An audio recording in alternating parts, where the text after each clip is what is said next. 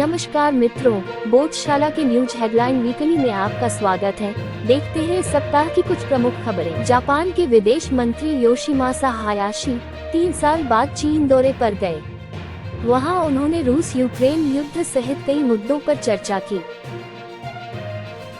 Italy की प्रधानमंत्री Giorgia Meloni की party brothers of Italy party ने संसद में अंग्रेजी सहित सभी विदेशी भाषाओं को बैन करने वाला बिल पेश किया।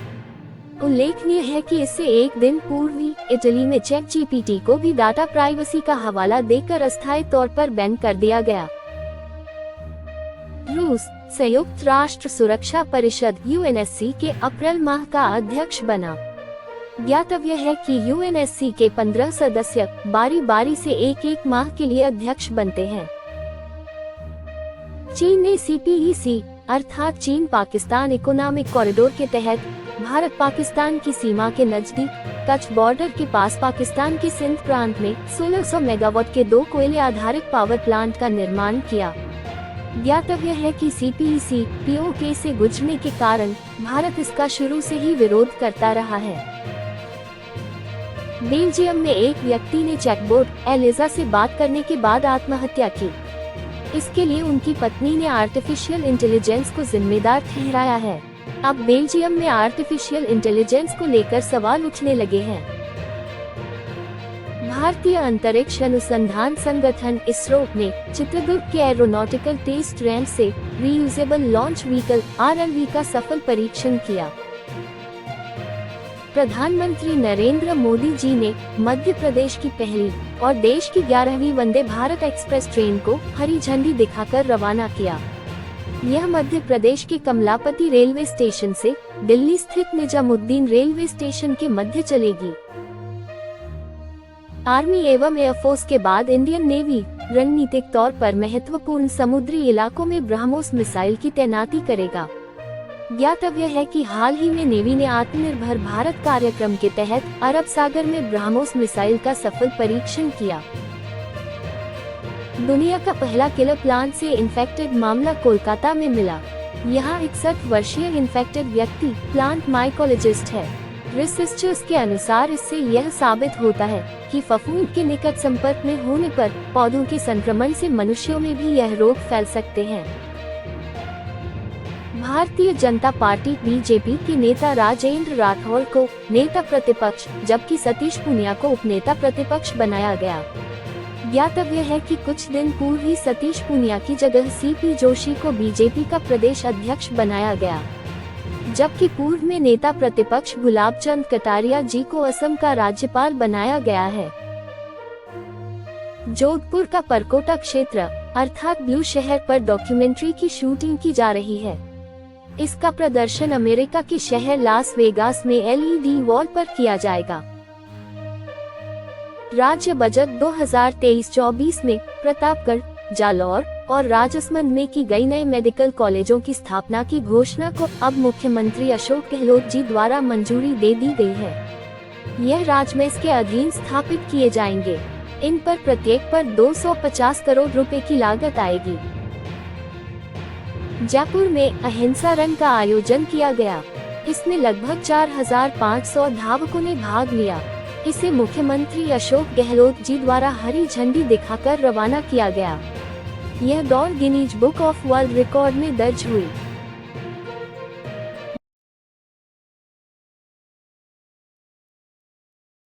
भूटान के तीसरे राजा जिग्मे वांगचुक 3 दिवसीय भारत दौरे पर आए।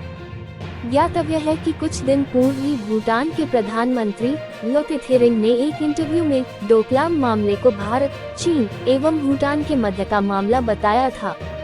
उल्लेखनीय है कि भारत डोकलाम पर किसी भी चीनी दावे को नहीं मानता है। अफगानिस्तान की तालिबान सरकार ने महिलाओं द्वारा संचालित एक रेडियो स्टेशन सदाई बानोवन को बंद करवा दिया। इस पर रमजान माह में गाने चलाने का आरोप लगाया गया। बदख्शां प्रांत के सूचना एवं संस्कृति मंत्री ने इसकी पुष्टि करते हुए कहा कि यह स्टेशन इस्लामी कानूनों का उल्लंघन कर रहा था। ज्ञातव्य है कि सदाई बानोवन का अर्थ महिलाओं की आवाज होता है। फिनलैंड के संसदीय चुनाव में वर्तमान प्रधानमंत्री सना मरीन की। सोशल डेमोक्रेट पार्टी 19.9% वोटों के साथ तृतीय स्थान पर रही, जबकि दक्षिणपंथी नेशनल कोएलिशन पार्टी 20.8% वोट के साथ प्रथम स्थान पर रही। अल जजीरा न्यूज के अनुसार अब दक्षिणपंथी पेट्रियोरपो वहां के अगले प्रधानमंत्री होंगे। मार्लेन शियाप्पा नाम की 40 वर्षीय महिला फ्रांसीसी मंत्री की प्लेबॉय मैगजीन के कवर पर फोटो छपने के कारण काफी आलोचना हो रही है। वहां की प्रधानमंत्री एलिजाबेथ बॉर्न ने इसे गलत हरकत बताया। ज्ञातव्य है कि यह मैगजीन महिलाओं को सेक्सुअल ऑब्जेक्ट के तौर पर पेश करने के कारण पूरी दुनिया में फेमस है। चेक रिपब्लिक की टेनिस खिलाड़ी पेत्रा क्वितोवा ने कजाकिस्तान की एलिना रायबकिना को हराकर पहली बार मियामी ओपन चैंपियनशिप जीती। सीबीआई की स्थापना के 7 वर्ष पूर्ण होने पर डायमंड जुबली कार्यक्रम मनाया गया। इसमें प्रधानमंत्री नरेंद्र मोदी जी शामिल हुए। उन्होंने यहां पोस्टल स्टाम्प और डायमंड जुबली मार्क वाला सिक्का लॉन्च किया। इसके साथ ही शिलोंग, पुणे और नागपुर में सीबीआई के ब्रांच ऑफिस की नई इमारतों का वर्चुअली उद्घाटन भी किया। ज्ञातव्य है कि सीबीआई का निर्माण 1963 ईस्वी में गृह मंत्रालय के एक संकल्प द्वारा हुआ। वर्तमान में यह कार्मिक और प्रशिक्षण मंत्रालय के क्षेत्राधिकार में कार्यरत है। इसका मुख्यालय नई दिल्ली में स्थित है। इसके वर्तमान निदेशक सुबोध कुमार जायसवाल हैं। भारत के पूर्व क्रिकेटर सलीम दुर्रानी का 88 वर्ष की उम्र में निधन हो गया। दक्षिण का प्रयाग और दक्षिण की काशी के रूप में जाने जाने वाली नंजनगुड मैसूर में स्थित प्राचीन तीर्थ नगरी है। यहाँ श्रीकांतेश्वर रथ यात्रा में लगभग 5 लाख श्रद्धालु पहुँचे। यहाँ भोलेनाथ की पूजा श्रीकांतेश्वर नाम से की जाती है। इस यात्रा को दूधा जत्रा भी कहा जाता है। अंजना दत्त द्वारा लिखित उद्योगपति मदन मोहन का की जीवनी I did what I had to do का विमोचन इन्फोसिस के सह संस्थापक NR नारायण मूर्ति ने किया। न्यूजीलैंड T20 में 10 टाई मैच खेलने वाली पहली टीम बनी, जबकि भारत 4 टाई मैच खेल के साथ दूसरे नंबर पर स्थित है। डीजे पर प्रतिबंध लगाने वाला बूंदी जिला राजस्थान का पहला जिला बना। जयपुर के 20 वर्षीय युवा फिल्म डायरेक्टर ईशान हर्ष ने ब्लू सिटी जोधपुर आधारित short documentary head in sapphire बनाई। यह जोधपुर के बारे में जागरूकता पैदा करती है। अजमेर स्थित सोनी जी की नसिया में सोने की अयोध्या भी रखी गई है। इसका निर्माण जयपुर में हुआ। इसे 130 साल बाद आम लोगों के लिए खोला जा रहा है। उपराष्ट्रपति जगदीप धनखड़ की पत्नी डॉक्टर सुदेश धनखड़ को राज्यपाल कलराज मिश्र ने डॉक्टरेट की उपाधि प्रदान की। उन्हें यह उपाधि इकोनॉमिक्स में sustainable development of ability of ground water resources and agriculture in Jhunjhunu Rajasthan विषय में PhD करने के कारण दी गई।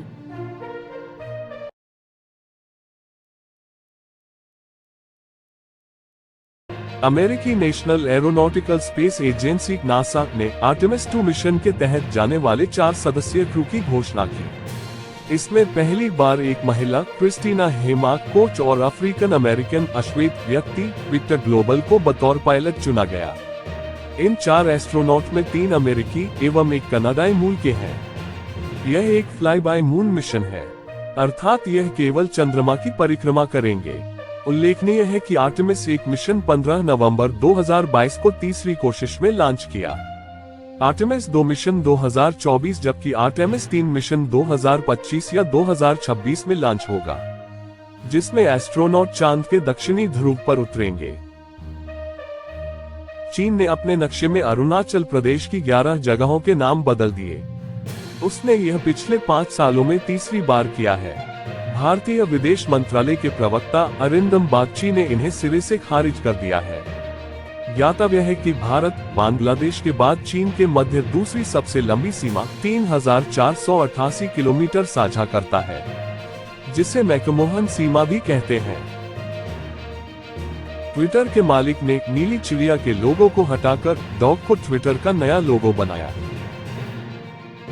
रूस से 1300 किलोमीटर लंबी सीमा साझा करने वाला यूरोपीय देश फिनलैंड नाटो का 31वां सदस्य बन गया। NATO North Atlantic Treaty Organization के नाम से जाने जाने वाला यह एक सैन्य गठबंधन है। इसकी स्थापना 4 अप्रैल 1949 ईस्वी में हुई। तब इसके 12 संस्थापक सदस्य देश थे। इसका मुख्यालय ब्रसल्स में है। उल्लेखनीय है कि यूक्रेन भी नाटो की सदस्यता चाहता है, जिसका रूस विरोध कर रहा है, और वर्तमान में चल रहे रूस यूक्रेन युद्ध का एक कारण यह भी है। रूसी टेनिस खिलाड़ी डेनियल मेदवेदेव ने इटली के जैनिक सिनर को हराकर मियामी ओपन चैंपियनशिप जीती। कांग्रेस के पूर्व वरिष्ठ नेता एवं डेमोक्रेटिक पार्टी के संस्थापक गुलाम नबी आजाद ने अपनी ऑटोबायोग्राफी आजाद लिखी। इसका विमोचन आज कांग्रेस नेता और पूर्व केंद्रीय मंत्री करण सिंह करेंगे। पाक अधिकृत कश्मीर की असेंबली ने शारदा माता पीठ में तीर्थ के लिए भारत से आने वाले श्रद्धालुओं के लिए कॉरिडोर बनाने वाला प्रस्ताव पारित किया। भारत कच्चे तेल के अपने आयात का सर्वाधिक 38% रूस से आयात करने लगा है। यह 2020 में मात्र 2% था। इससे भारत की पश्चिमी एशियाई देशों से आयात में तीव्र कमी आई है। प्रोबा 3 मिशन यूरोपीय स्पेस एजेंसी का मिशन है, जिसे 2024 में इसरो के PSLV-XL द्वारा लॉन्च किया जाएगा। इसमें 2 उपग्रह सूर्य की सतह और इसके आसपास के वातावरण का अध्ययन करेंगे। सेबी वैकल्पिक निवेश कोष के रूप में 3000 करोड़ रुपए के कॉर्पोरेट ऋण बाजार विकास कोष की स्थापना करेगा। लाइनेक्स U2 सिस्टम स्वदेशी रूप से विकसित नेवल गनफायर कंट्रोल सिस्टम है। इसे भारत इलेक्ट्रॉनिक्स लिमिटेड BEL द्वारा निर्मित किया गया है। अखिल भारतीय संविधान साहित्य सम्मान 2023 से रमेश खत्री के उपन्यास यह रास्ता कहीं नहीं जाता को चुना गया है। संस्कृति युवा संस्था की ओर से दिया जाने वाला राजस्थान गौरव सम्मान समारोह सीनियर IAS अजिताभ शर्मा सहित 33 विभूतियों को दिया गया। जयपुर का स्टार्टअप जायोड हाल ही में 28.5 करोड़ रुपए की फंडिंग पाने के कारण चर्चा में रहा। इसके फाउंडर रितेश खंडेलवाल एवं अंकित जयपुरिया हैं। यह एक बिजनेस टू बिजनेस प्लेटफॉर्म है। सात्विक फाउंडेशन की ओर से दिल्ली में प्राइड ऑफ इंडिया 2023 सम्मान समारोह में राजस्थान के दौलत वेद को रंगमंच के क्षेत्र में उत्कृष्ट कार्य करने के लिए सम्मानित किया गया। इसमें देश के विभिन्न क्षेत्रों में कार्य करने वाले 61 लोगों को सम्मानित किया गया।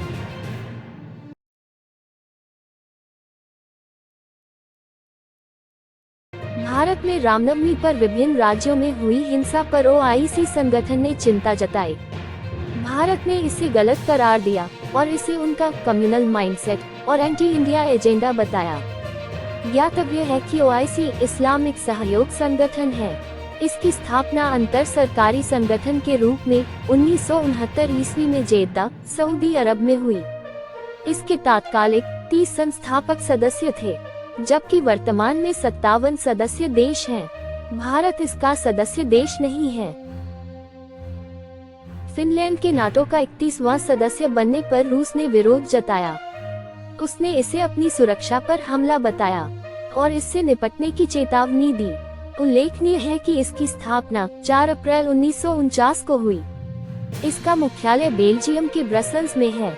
इसकी सेक्रेटरी जनरल जेम्स स्टोलनबर्ग हैं। इजरायली पुलिस यरूशलेम स्थित अल अक्सा मस्जिद में पकड़ने गए फिलिस्तीनियों के कारण दोनों के मध्य झड़प हो गई। इसके जवाब में गाजा पट्टी पर शासन करने वाले हमास ने इजरायल के ऊपर 9 रॉकेट दागे। उल्लेखनीय है कि अमेरिका, कनाडा, जापान इत्यादि देशों ने हमास को एक आतंकी संगठन नामित कर रखा है। नॉर्वेजियन कंपनी ने MF हाइड्रा लिक्विड हाइड्रोजन पर चलने वाली विश्व की पहली फेरी विकसित की। फोर्ब्स द्वारा विश्व के अरबपतियों की सूची में रिलायंस इंडस्ट्रीज के अध्यक्ष मुकेश अंबानी 9वें स्थान पर हैं। 2022 में वे 10वें स्थान पर थे। अब वे एशिया में सबसे अमीर बिजनेसमैन हो गए हैं। इसमें भारत के गौतम अदानी 24वें स्थान पर हैं। मलयालम भाषा के वन न्यूज चैनल पर लगे सरकार के बैन को, जिसे केरल हाईकोर्ट ने बरकरार रखा था, हटा दिया।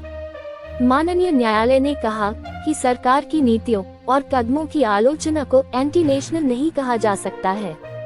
प्रेस की स्वतंत्रता लोकतंत्र के लिए बहुत जरूरी है।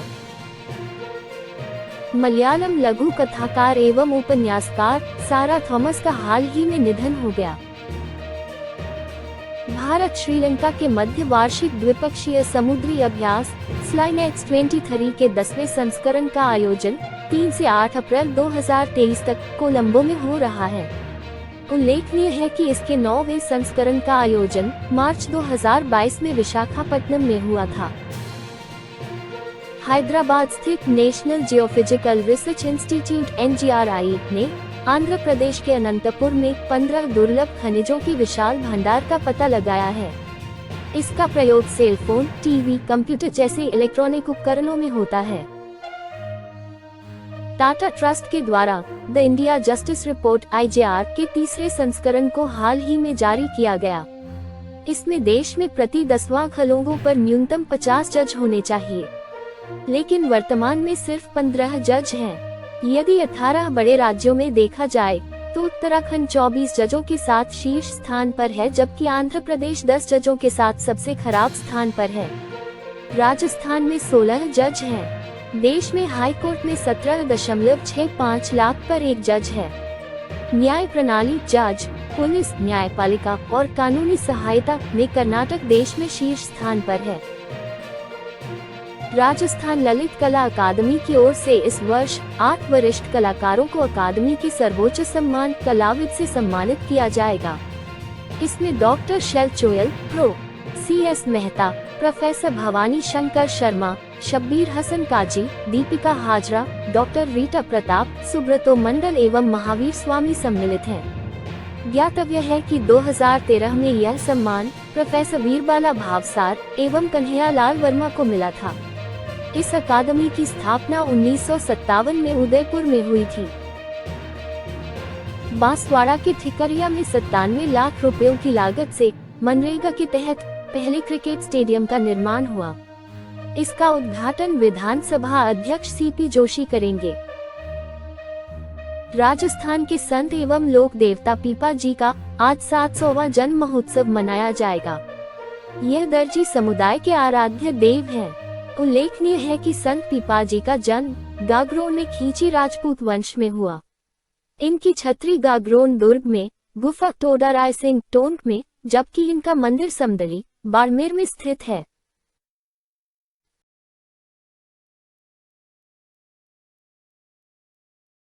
जापानी आर्मी के एक military helicopter Black Hawk chopper Miyako द्वीप पर अचानक राडार से गायब हो गया, जिसकी खोज के लिए वहां बड़ा सर्च ऑपरेशन चलाया जा रहा है। विभिन्न रिपोर्ट के अनुसार इसमें 10 लोगों के सवार होने की जानकारी दी जा रही है। फ्रांस के राष्ट्रपति एमेनुएल मैक्रों 3 दिवसीय यात्रा पर चीन पहुंचे। यहां इनके साथ यूरोपियन यूनियन अध्यक्ष उर्सुला वान डेर लेयेन भी पहुंची। इन्होंने चीनी राष्ट्रपति शी जिनपिंग एवं प्रधानमंत्री ली कियांग से मुलाकात की।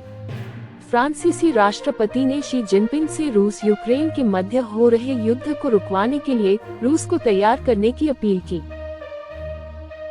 अमेरिकी agency federal bureau of investigation FBI की अगुवाई में ऑपरेशन कुकी मॉन्स्टर, जिसमें 17 देशों की लॉ एनफोर्समेंट एजेंसी शामिल थी, के तहत दुनिया की सबसे बड़ी cyber crime website marketplace genesis market को सीज किया। 7 अप्रैल 1948 को विश्व स्वास्थ्य संगठन की स्थापना होने के कारण 7 अप्रैल अर्थात आज का दिन विश्व स्वास्थ्य दिवस के रूप में मनाया जाता है। इसकी वर्ष 2023 की थीम सभी के लिए स्वास्थ्य अर्थात हेल्थ फॉर ऑल रखी गई है। राष्ट्रपति द्रौपदी मुर्मू जी 2 दिवसीय दौरे पर असम पहुंची। यहाँ वे काजीरंगा नेशनल पार्क में एलिफेंट महोत्सव में भाग लेंगी। यह महोत्सव हाथी प्रोजेक्ट के 30 वर्ष पूर्ण होने पर मनाया जा रहा है। उल्लेखनीय है कि 1992 ईस्वी में केंद्रीय वन और पर्यावरण मंत्रालय ने हाथियों के संरक्षण हेतु हाथी प्रोजेक्ट शुरू किया था। भारतीय जनता पार्टी ने अपना 43वां स्थापना दिवस मनाया। ज्ञातव्य है कि भारतीय जनता पार्टी की स्थापना 6 अप्रैल 1980 को हुई थी। देश का पहला human capital bank Madhya Pradesh के सुजालपुर में शुरू हुआ। इसे बैंकिंग अवधारणा पर शुरू किया गया है, यानी यहाँ 18 से 35 आयु वर्ग के कुशल लोग होंगे, जिन्हें पहले ट्रेनिंग और फिर गारंटी के साथ जॉब दी जाएगी। मेलबोर्न क्रिकेट क्लब (MCC) ने 5 भारतीयों को मान सदस्य के रूप में आजीवन सदस्यता दी। इसमें महेंद्र सिंह धोनी, युवराज सिंह, सुरेश रैना, मिताली राज एवं झूलन गोस्वामी सम्मिलित हैं। छत्तीसगढ़ के सुगंधित चावल नागरी दुबराज को GI टैग अर्थात भौगोलिक संकेतक प्रदान किया गया। धवन 2 स्काईरूट एरोस्पेस द्वारा 3D प्रिंटेड तकनीकी पर आधारित क्रायोजेनिक इंजन है। इसका नागपुर में सफल परीक्षण किया गया। इसे भारी वाहन विक्रम 2 के लिए विकसित किया गया है। चेन्नई के कपालेश्वर मंदिर में 9 दिवसीय अरुबाथु उत्सव मनाया गया। इसमें 63 नयनारों वैष्णव मतावलंबी को पालकी में बैठाकर भ्रमण कराया जाता है। इस कारण इसे पंगुनी पेरुविझा रथोत्सव के नाम से भी जाना जाता है। राजस्थान विश्वविद्यालय की ओर से 2 दिवसीय 18वें अंतर्राष्ट्रीय युवा महोत्सव घूमर का आयोजन किया जा रहा है। राजसमंद के नाथद्वारा स्थित गिरिराज पर्वत पर हनुमान जी की 108 फीट ऊंची प्रतिमा की स्थापना होगी। इसका निर्माण मुंबई के श्रद्धालु वैष्णव गिरीश भाई रतिलाल शाह करवाएंगे। इसका शिलान्यास विशाल बाबा के द्वारा किया गया। उल्लेखनीय है कि पिछले वर्ष नाथद्वारा में ही शिव भगवान की 351 फीट मुख्य मूर्ति या कुल 369 फीट प्रतिमा की स्थापना की गई थी। राज्य के 13 जिलों के हरित प्रदेश में वृद्धि करने के उद्देश्य से राज्य सरकार और फ्रांस डेवलपमेंट एजेंसी के मध्य समझौता हुआ। उल्लेखनीय है कि फ्रांस की इस एजेंसी के सहयोग से राज्य में राजस्थान वानिकी एवं जैव विविधता विकास परियोजना संचालित की जा रही है। इसमें राज्य और फ्रांसीसी एजेंसी द्वारा 30:70 में वित्तीयन किया जाता है।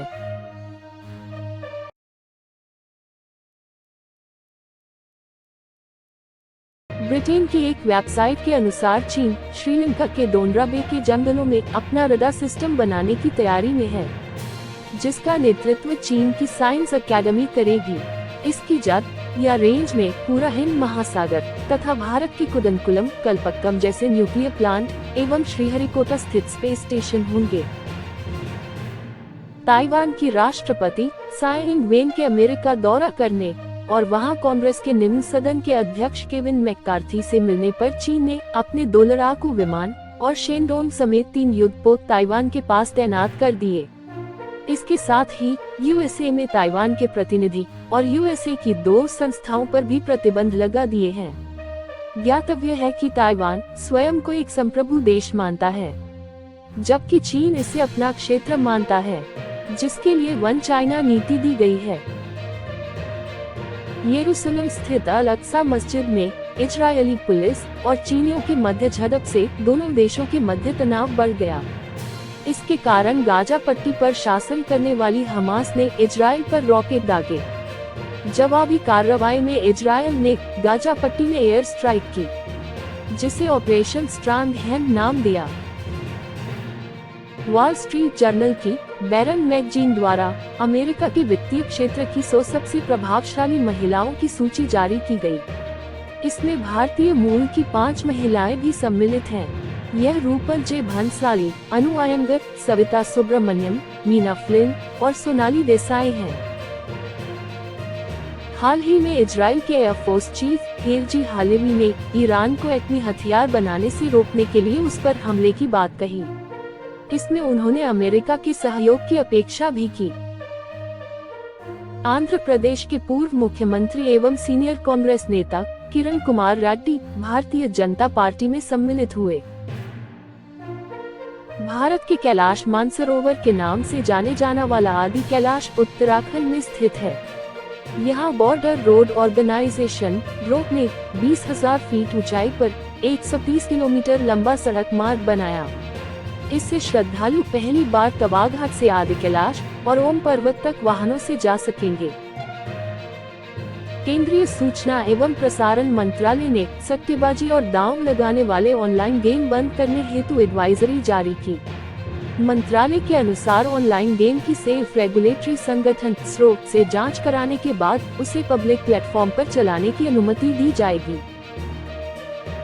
केंद्रीय वित्त मंत्रालय ने नेशनल पेंशन सिस्टम (एनपीएस) की समीक्षा के लिए वित्त सचिव टीवी सोमनाथन की अध्यक्षता में समिति गठित की।